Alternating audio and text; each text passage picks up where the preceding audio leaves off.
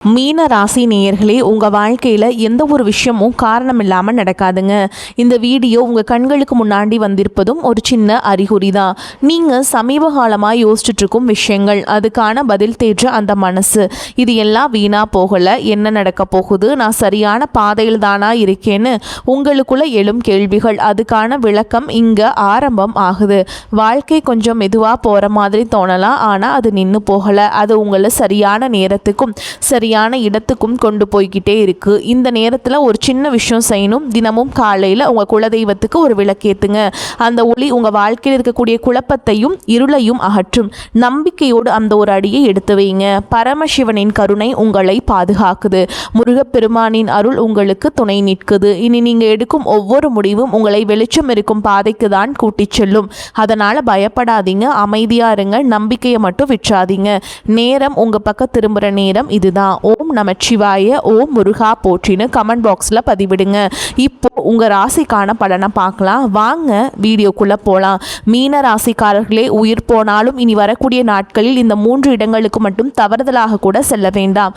உங்களுக்கான நேரம் மிகவும் குறைவாக உள்ளது. ஏனென்றால் நீங்கள் இந்த 3 இடங்களுக்கு சென்றால் எதிர்பாராத விபத்துகள் ஏற்பட்டு நீங்கள் உங்கள் குடும்பமும் பல சிரமங்களை சந்திக்க நேரிடும். குறிப்பாக ராகு கேதுக்கள் தங்கள் உக்கிர ரூபத்தை எடுப்பார்கள்.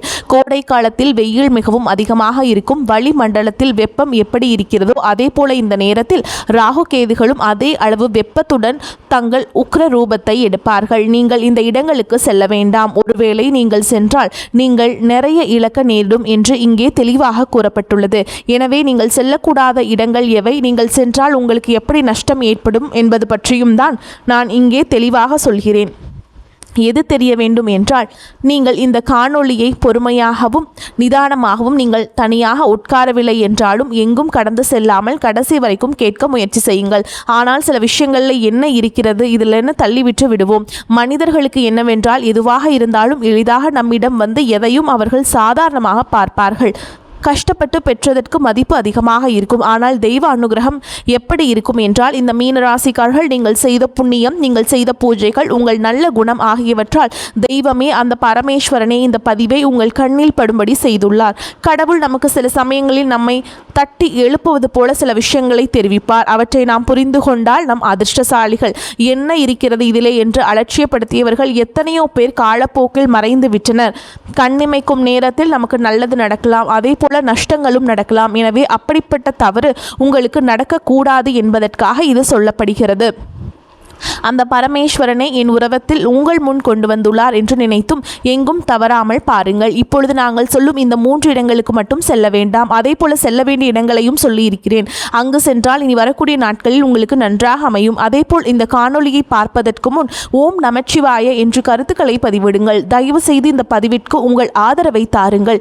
ஏனென்றால் நீங்கள் உங்கள் விருப்பத்தை தெரிவிப்பதன் மூலம் இது மேலும் சில மீனராசி நண்பர்களுக்கும் சென்றும் அவர்களுக்கு பயன்படுத்திக் கொள்ளும் வாய்ப்பை ஏற்படுத்தியவர்கள் ஆவீர்கள். அதன் மூலம் அந்த பரமேஸ்வரன் உங்களுக்கு ஏதோ ஒரு ரூபத்தில் நிச்சயமாக உதவி செய்வார். ஒருவரின் ஆதரவு 4 நண்பர்களுக்கு சென்றடைய உதவியாக இருக்கும். அவர்களையும் அவர்களின் குடும்பத்தையும் நீங்கள் காப்பாற்றியவர்கள் ஆவீர்கள் என்பதால் உங்கள் ஆதரவை தாருங்கள். இனி தாமதிக்காமல் விஷயத்திற்குள் செல்வோம். மீனராசி என்பது ராசி சக்கரத்தின் 12வது மற்றும் இறுதி ராசி. மீனராசியின் அதிபதி முழு சுப கிரகமான குரு பகவான் ஆவார். பூரட்டாதி நட்சத்திரம் 4ஆம் பாதம், உத்திரட்டாதி நட்சத்திரம் 1ஆம் பாதம், 2ஆம் பாதம், 3ஆம் பாதம், 4ஆம் பாதம், ரேவதி நட்சத்திரம் 1ஆம் பாதம், 2ஆம் பாதம், 3ஆம் பாதம், 4ஆம் பாதங்களில் பிறந்தவர்கள் இந்த மீனராசியை சேர்ந்தவர்கள். இந்த மீனராசிக்காரர்களை நாம் பார்த்தால் அவர்கள் இயல்பாகவே மிகவும் மென்மையானவர்கள், இரக்க குணம் கொண்டவர்கள் மற்றும் ஆழமான ஆன்மீக சிந்தனை படைத்தவர்கள். குரு பகவானின் ஆதிக்கம் இருப்பதால் இவர்களுக்கு எப்பொழுதும் மற்றவர்களுக்கு உதவி செய்ய வேண்டும் என்ற எண்ணம் மேலோங்கி இருக்கும். கடல் எப்படி ஆழமானதோ அதே போல இவர்களின் மனமும் மிகவும் ஆழமானது. அதில் எண்ணற்ற கற்பனைகளும் சிந்தனைகளும் அலைமோதி கொண்டே இருக்கும்.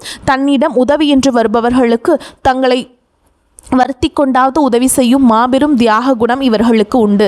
மனிதர்களிடம் இப்போதெல்லாம் மக்கள் எப்படி இருக்கிறார்கள் என்றால், மற்றவர்களின் கஷ்டங்களை கண்டு விலகி செல்பவர்கள் அதிகம். ஆனால் மீனராசிக்காரர்கள் அப்படிப்பட்டவர்கள் அல்ல. இவர்களால் மற்றவர்களிடம் கஷ்டத்தை பொறுத்து கொள்ளவே முடியாது. இவர்களின் வழியை தங்கள் வழியாக நினைத்து கண்ணீர் சிந்துவார்கள். இவர்கள் மிகவும் உள்ளுணர்வு மிக்கவர்கள். நடக்க போறதை முன்கூட்டியே யூகிக்கும் அபார ஆற்றல் இவர்களுக்கு இயல்பாகவே இருக்கும். இவர்கள் தங்கள் குடும்பத்தின் மீது அதீத பாசம் விசுவாசம் கொண்டவர்கள். குடும்பத்தின் அமைதிக்காகவும் சந்தோஷத்திற்காகவும் தங்களை முழுமையாக அர்ப்பணித்துக் கொள்வார்கள். இவர்களை நண்பர்களாகவோ அல்லது வாழ்க்கை துணையாகவோ பெறுபவர்கள் வாழ்க்கையிலேயே ஒரு சிறந்த ஆன்மீக வழிகாட்டியையும் உண்மையான அன்பான உறவையும் பெற்றவர்கள் ஆவார்கள். இப்படி இவர்களை பற்றி சொல்லிக்கொண்டே போகலாம். ஆனால் இவர்களிடம் சில குறைகளும் பலவீனங்களும் உள்ளன. அந்த குறைகளை நீங்கள் திருத்திக் கொண்டால் உங்களை இந்த உலகத்திலேயே யாராலும் வீழ்த்த முடியாது. மீன ராசிக்காரர்களிடம் உள்ள மிகப்பெரிய குறை என்னவென்றால் அதீத உணர்ச்சி வசப்படுதலும் மற்றவர்களை எழுதி நம்பி ஏமாந்து போவதும் தான். இவர்கள் உலகத்தில் உள்ள அனைவரையும் தங்களைப் போலவே நல்லவர்கள் என்று நினைத்து கண்மூடித்தனமாக நம்புவார்கள். தகுதியற்ற பலருக்கு தங்கள் நேரத்தையும் உழைப்பையும் பணத்தையும் கொடுத்து ஏமாந்து நிற்பார்கள். ரொம்ப சென்சிட்டிவானவர்கள் என்பதால் ஒரு சின்ன வார்த்தை கூட இவங்களை ஆழமாக காயப்படுத்திவிடும். ஒரு முடிவு எடுக்க வேண்டும் என்றால் உடனே எடுக்க முடியாமல் இரண்டு மனநிலையில் தத்தளிப்பார்கள். கஷ்டம் வந்தால் அதை எதிர்கொள்வதற்கு பதிலாக அதிலிருந்து தப்பித்து ஓட நினைப்பவர்கள் அல்லது தங்களுக்குள்ளேயே புழுங்கி தவிப்பவர்கள். சில நேரங்களில் அதீத கற்பனையால் நிஜ உலகை மறந்து வாழ்வார்கள். யாராவது துரோகம் செய்துவிட்டால் அதை இவர்களால் மறக்கவும் முடியாது. அதற்காக அவர்களை பழிவாங்கவும் நினைக்க மாட்டார்கள். ஆனால் மனதிற்குள் அதை நினைத்து அழுது கொண்டே இருப்பார்கள். எனவே மீனராசிக்காரர்கள், நீங்கள் எல்லாவற்றையும் உங்கள் மனதிற்குள் போட்டு குழப்பிக் கொள்ள வேண்டாம். எல்லோரையும் நம்புவதை நிறுத்துங்கள். உங்கள் கற்பனை உலகத்தை விட்டு வெளியே வந்து நிஜத்தை எதிர்கொள்ள பழகுங்கள்.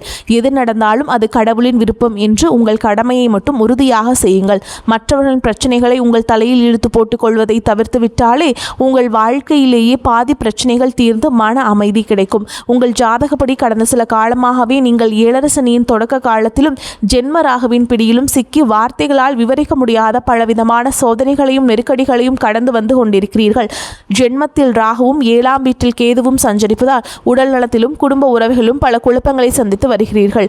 நீங்கள் உண்மையாக உழைத்தாலும் அதற்கான பலனை வேறு யாரோ அனுபவிப்பது மட்டுமில்லாமல் வீண் விரயங்களும் மன உளைச்சலும் உங்களுக்கு ஏற்பட்டு கொண்டிருக்கிறது.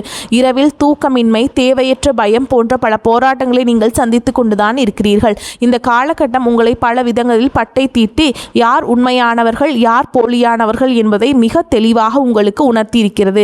எனவே இந்த நேரத்தில் நீங்கள் மிகவும் பொறுமையாகவும் விழிப்புடனும் இருக்க வேண்டியது மிக மிக அவசியம். இந்த சூழலில்தான் வரக்கூடிய இந்த நாட்கள் மிக முக்கியமானதாக அமைகிறது. இந்த பயணங்களை பொறுத்தவரை மீனராசிக்காரர்களுக்கு இயல்பாகவே ஆன்மீக பயணங்கள் மற்றும் தனிமையை தேடி செல்லும் பயணங்கள் அதிகம் அமையும்.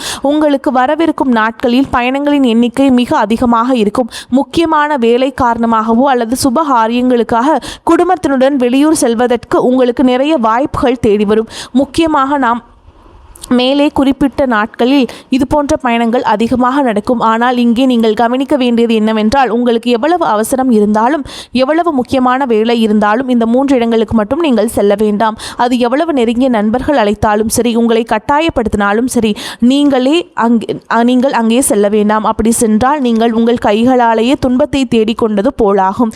நீங்கள் அந்த இடத்திற்கு சென்றால் ஜென்மராகுவின் உக்கிரத்தாலும் ஏழரசனியின் தாக்கத்தாலும் நீங்கள் எதிர்பாராத சிக்கல்களில் மீண்டும் மாட்டிக்கொள்வீர்கள். இது உங்களுக்கு தேவையில்லாத பெரிய அவப்பெயரையும் உடல்நல பாதிப்புகளையும் பண விரயத்தையும் உருவாக்கும். எல்லாவற்றையும் விட முக்கியமாக நீங்கள் அந்த இடங்களுக்கு சென்றால் உங்கள் குலதெய்வத்தின் பாதுகாப்பை இழக்க நேரிடும். அதன் பிறகு நீங்கள் எவ்வளவு பரிகாரங்கள் செய்தாலும் தெய்வ வழிபாடு செய்தாலும் உங்களுக்கு பலன் கிடைக்காமல் போய்விடும். அவ்வளவு எதிர்மறை ஆற்றல் அங்கு உங்களுக்குள் நுழையும். இதுவரை பட்ட கஷ்டங்கள் போதாது என்று இன்னும் அதிகமாக கஷ்டப்பட விரும்பினால் மட்டுமே நீங்கள் அந்த இடங்களுக்கு செல்வீர்கள். பலர் தெரியாமல் சென்று துன்பத்தில் மாட்டிக்கொள்கிறார்கள். உங்களுக்கு முன்கூட்டியே இந்த எச்சரிக்கை விடப்படுகிறது. இனிமேல் உங்கள் வாழ்க்கையில் கஷ்டங்கள் தொடரக்கூடாது என்பதற்காகவே இதை விரிவாக சொல்கிறோம். அந்த இடங்களில் நீங்கள் செல்லக்கூடாத முதலிடம் எதுவென்றால் உங்களை சுற்றி எப்பொழுதும் எதிர்மறையாக பேசிக் கொண்டிருக்கும் நபர்களின் இருப்பிடம். மீனராசிக்காரர்கள் இயல்பாகவே மற்றவர்களின் கவலைகளை ஒரு கடற்பாசி போல உள்வாங்கிக் கொள்ளும் தன்மை உடையவர்கள். நீங்கள் ஏற்கனவே ஜென்ம ராகுவால் பலவிதமான மன குழப்பங்களை சுமந்து கொண்டிருப்பவர்கள்.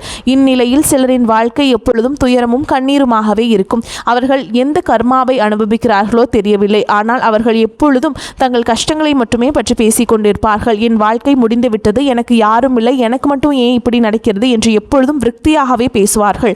அவர்கள் நல்லவராக இருக்கலாம், ஆனால் அவர்களின் வார்த்தைகளில் உள்ள எதிர்மறை ஆற்றல் மிகவும் கொடியது. நீங்கள் அவர்களிடம் சென்று ஆறுதல் கூறலாம் என்று நினைத்து அவர்களின் அருகில் அமர்ந்து பேசினால் அவர்களின் அந்த எதிர்மறை ஆற்றல் உங்களை முற்றிலுமாக ஆக்கிரமித்துவிடும். உங்களின் மனநிலையும் அப்படியே மாறி உங்களை அறியாமலேயே உங்களுக்குள் இருக்கும் சோர்வு அதிகரித்து விரக்தி தூண்டப்படும். உங்களுக்கு இருக்கும் கவலைகளோடு இவர்களின் கவலைகளும் சேர்த்து உங்களை பெரிய மன அழுத்தத்திற்கு கொண்டு சென்றுவிடும்.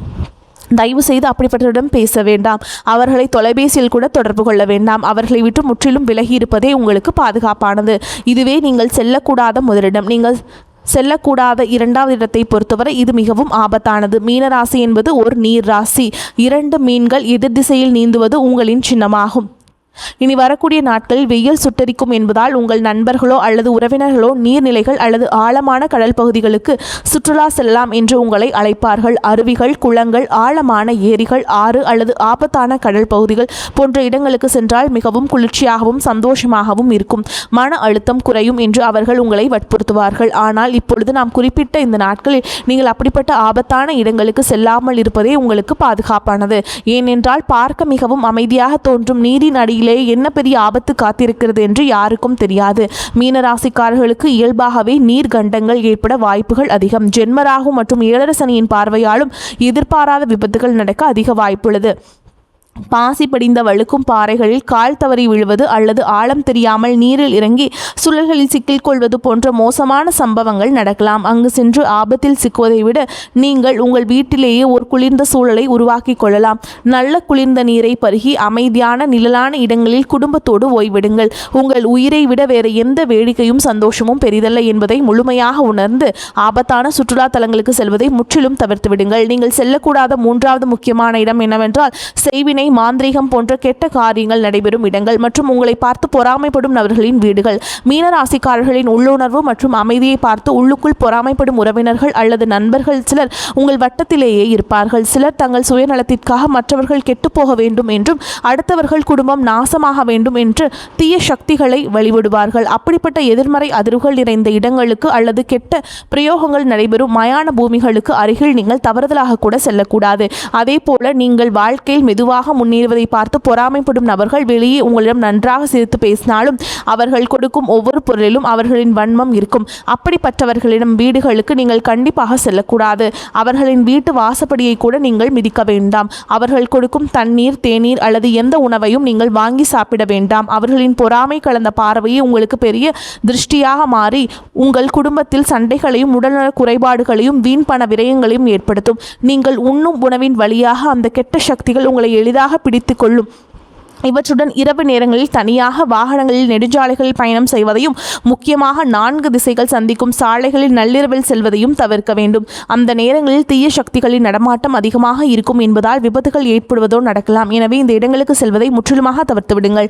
இப்பொழுது நீங்கள் செல்ல வேண்டிய இடங்கள் என்னவென்றால் உங்களுக்கு அருகில் உள்ள மிகவும் பழமையான சிவாலயங்கள், குரு தட்சிணாமூர்த்தி சன்னதிகள் அல்லது சித்தர்கள் ஜீவ சமாதிகளுக்கு செல்வது உங்கள் உயிருக்கும் உடலுக்கும் மிகவும் சிறந்தது. மீனராசியின் அதிபதி குரு பகவான் என்பதால் வியாழக்கிழமைகளில் குரு பகவானையும் சிவபெருமானையும் வழிபாடு செய்வது உங்களுக்கு பெரும் நன்மைகளையும் தரும். பழமையான கோவில்களில் எப்பொழுதும் ஒருவித தெய்வீக அமைதியும் நல்ல குளிர்ச்சியும் நிறைந்திருக்கும். அங்கு சென்ற இறைவனுக்கு குளிர்ந்த நீரால் அபிஷேகம் செய்து மஞ்சள் நிற மலர்களால் அர்ச்சனை செய்து முழு மனதுடன் வழிபாடு செய்யுங்கள். இதனால் ஜென்மராகு மற்றும் சனியால் ஏற்படும் சோதனைகள் குறைந்து உங்கள் மனமும் குளிர்ச்சியடையும். உங்கள் வாழ்க்கையில் உள்ள தடைகள் அனைத்தும் விலகும். இந்த ஏழை எளிய மக்களுக்கும் கல்வி பயிலும் மாணவர்களுக்கும் குளிர்ந்த தண்ணீர், நீர்மோர் அல்லது புத்தகங்களை தானமாக கொடுங்கள். ஆதரவற்ற முதியோர் இல்லங்களுக்கு சென்று அங்குள்ளவர்களுக்கு உங்களால் முடிந்த உதவிகளை செய்யுங்கள்.